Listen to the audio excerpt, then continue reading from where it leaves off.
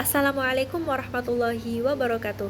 Sebelumnya, perkenalkan nama saya Ibriza Salma Sabrina dengan NIM 2501011110180. Saya dari kelompok 9 dan di sini saya akan menjelaskan materi mengenai perkembangan Islam pada masa dinasti Utsmani di Turki. Baik, langsung saja kita masuk ke pembahasannya. Baik, kita memasuki pembahasan yang pertama, yaitu perkembangan dan kejayaan dinasti Utsmani. Nah, pada awalnya, dinasti Utsmani ini hanyalah sebuah kerajaan kecil. Namun, seiring berjalannya waktu, kerajaan ini berkembang menjadi salah satu imperium terbesar dalam sejarah Islam. Nah, puncak kejayaannya itu terjadi pada masa pemerintahan Sultan Sulaiman the Magnificent atau Sulaiman Al-Qanuni pada tahun 1520 sampai 1566 Masehi. Nah, pada masa pemerintahan beliau, dinasti Utsmani ini memiliki sistem pemerintahan yang sangat kuat, administrasi yang teratur, dan juga hukum kerajaan yang disebut dengan konun.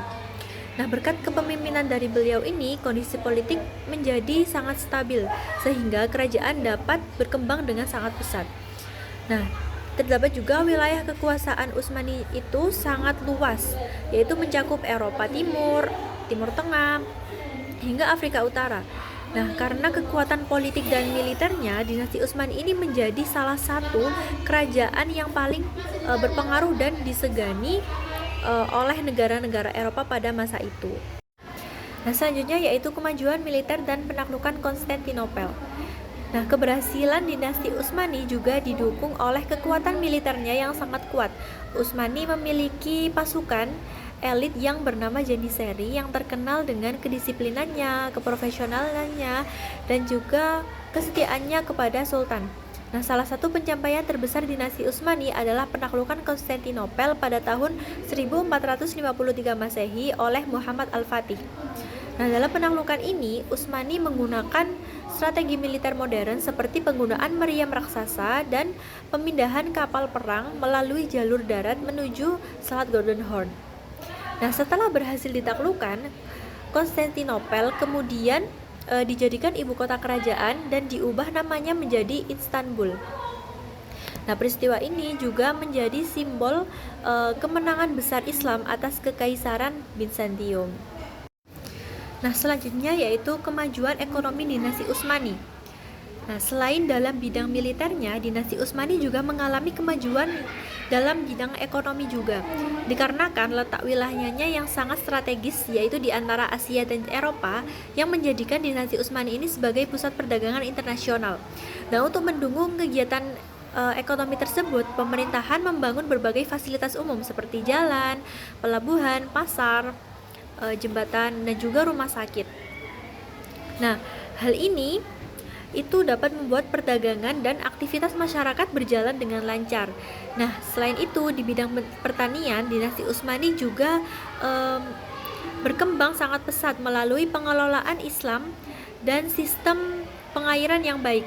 Nah, dengan kemajuan perdagangan dan pertanian tersebut, kesejahteraan masyarakat sangat meningkat pada dinasti Utsmani.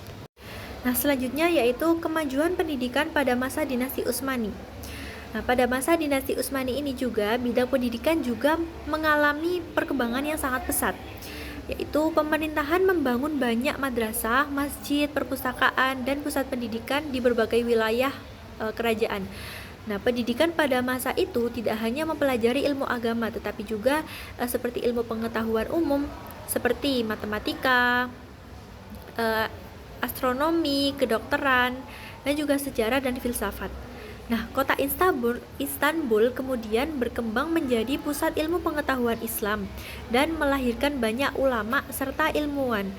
Nah, hal ini terjadi karena para sultan itu memberikan dukungan besar terhadap perkembangan pendidikan dan ilmu pengetahuan di dinasti Utsmani.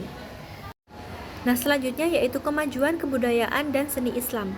Pada masa dinasti Utsmani, kebudayaan Islam juga berkembang sangat pesat, terutama dalam bidang arsitektur, sastra, musik, dan kaligrafi Islam.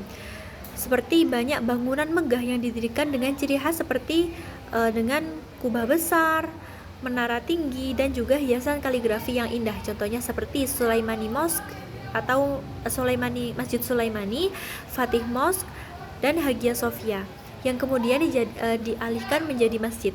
Nah, selain itu, seni sastra dan musik juga berkembang pesat karena mendapat dukungan dari para sultan. Oleh karena itu, kebudayaan dinasti Utsmani menjadi salah satu warisan yang paling penting dalam peradaban Islam. Nah, selanjutnya yaitu faktor-faktor kemunduran dinasti Utsmani.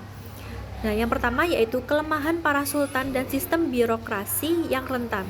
Nah, faktor ini merupakan faktor yang paling utama runtuhnya dinasti Utsmani, yaitu setelah wafatnya Sultan Sulaiman Al-Qanun, banyak sultan lemah dan lebih mementingkan kehidupan pribadi sehingga pemerintahan tidak berjalan dengan baik. Nah, yang kedua yaitu kemerosotan kondisi sosial ekonomi yang berkelanjutan, yaitu perang terus-menerus yang membuat keuangan kerajaan melemah, pajak meningkat, dan juga inflasi tinggi, dan ekonomi dikuasai oleh bangsa Eropa. Nah, yang ketiga yaitu munculnya kekuatan-kekuatan besar Eropa. Nah, negara-negara Eropa seperti Austria, Rusia, dan Inggris semakin kuat dalam militernya dan ekonominya, sehingga banyak wilayah Utsmani yang direbut oleh negara-negara Eropa tersebut. Yang keempat yaitu pemberontakan dan pemerosotan disiplin pasukan Janisari. Nah, pasukan Janisari juga kehilangan disiplin sehingga mereka itu memberontak dan ikut campur dalam urusan politik kerajaan. Nah, yang kelima yaitu luasnya wilayah dan heterogenitas. Nah, wilayah Utsmani yang sangat luas dan penduduknya yang beragam sulit untuk dikendalikan sehingga banyak daerah yang melakukan pemberontakan dan munculnya nasionalisme. Nah, yang terakhir yaitu runtuhnya kekhalifahan dan lahirnya Republik Turki. Nah, keruntuhan dinasti Utsmani ini dimulai ketika kerajaan mengalami kekalahan dalam Perang Dunia Pertama. Nah, dalam perang tersebut Utsmani bergabung dengan blok sentral, namun pada akhirnya mengalami kekalahan yang membuat kondisi politik, ekonomi, dan militer kerajaan semakin melemah. Nah, setelah perang tersebut berakhir, maka dibuatlah perjanjian yang dinamakan dengan perjanjian Sèvres pada tahun 1920 yang isinya yaitu dapat merugikan penduduk karena banyak wilayah kekuasaan Utsmani yang dibagi kepada negara-negara Eropa dan juga sebagian wilayah Turki yang penduduknya diduduki oleh pasukan asing. Nah, keadaan ini dapat menimbulkan kemarahan rakyat Turki dan kemudian munculnya Mustafa Kemal Atatürk yang memimpin perang kemerdekaan Turki untuk melawan penjajahan asing. Nah, berkat perjuangan beliau, Turki berhasil memperoleh kemerdekaannya dan mempertahankan wilayahnya. Nah, setelah kemenangan tersebut, pada tanggal 1 November 1922 Masehi, sistem Kesultanan Utsmani resmi dihapuskan.